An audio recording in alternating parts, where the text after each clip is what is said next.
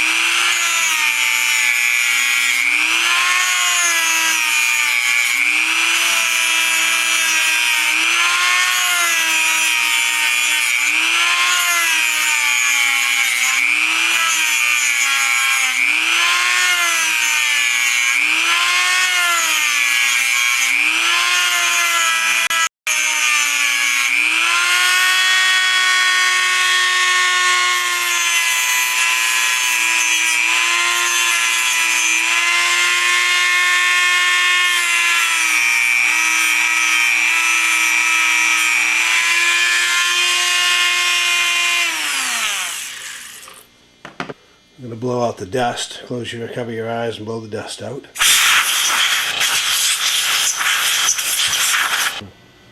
Okay, we've now cleaned up this shaft here. This is the piece. This piece will replace the piece we originally took out. There are two notches here on this, and there are 2 pins down in here, and it needs to sit down over those pins. It really only goes on one way. It should just almost drop on or go on with a push fit. Doesn't go on that way. Turn it 180, it should go right on. There it is. This piece is all now locked to the original shaft. We put the screw back in, and this much of the distributor conversion is done. Okay, what we're going to do is we're going to fit the reluctor back in. That's the proper way for the reluctor. We're going to just lift it up and set it on top of the, a little bit offset for right now. This is the pickup assembly. It's going to set down in, and you'll need to get the, that has to all go in as kind of one piece together. We'll put the 2 screws in.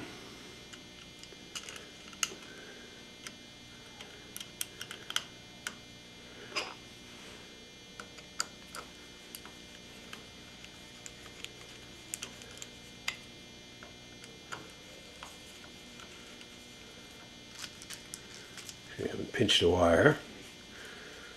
Okay, the object is to maintain a clearance in here between the points of this reluctor assembly, these points, and the pole piece of the metal tab in the center of the pickup coil.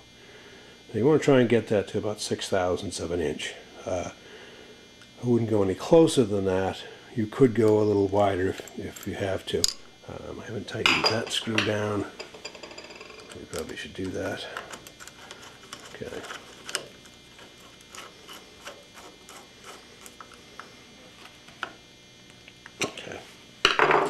Okay, this is basically all there is to it. Now what we're going to do is we have, just like you adjust points, we'll loosen this screw up, and we can move this in and out to set that gap.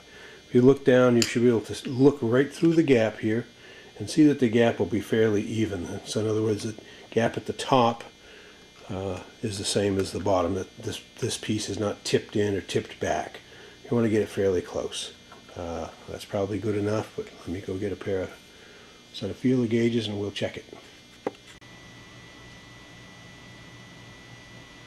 Okay, I've got a set of feeler gauges now. We're going to check the gap.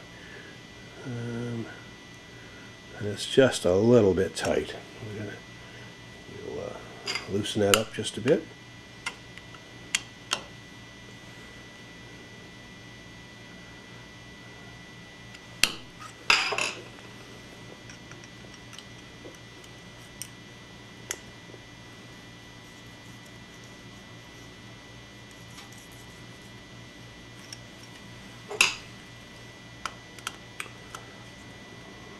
Still might be a little bit on the tight side.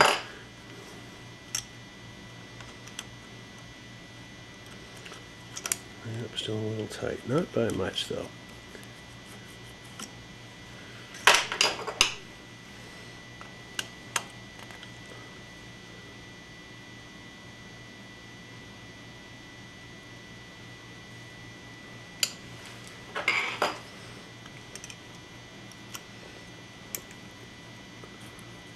Alright, that feels pretty good.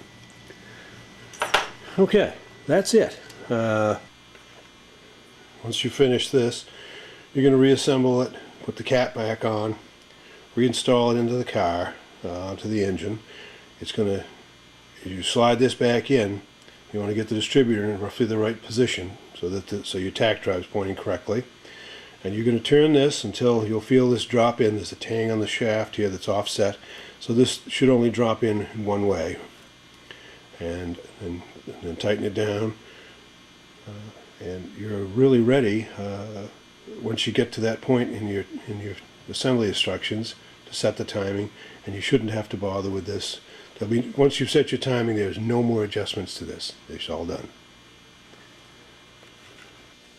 This is the coil, the pickup coil. This is going to go over and plugs in to the top of the module. There's a GM module. It plugs in like this. So it'll slip on and you'll hear it click in. It's like so. This plate sits behind the your coil bracket. Your coil bracket plugs into, the bolts go into this hole. Your coil sits right in here, so it's handy. But this is the next section.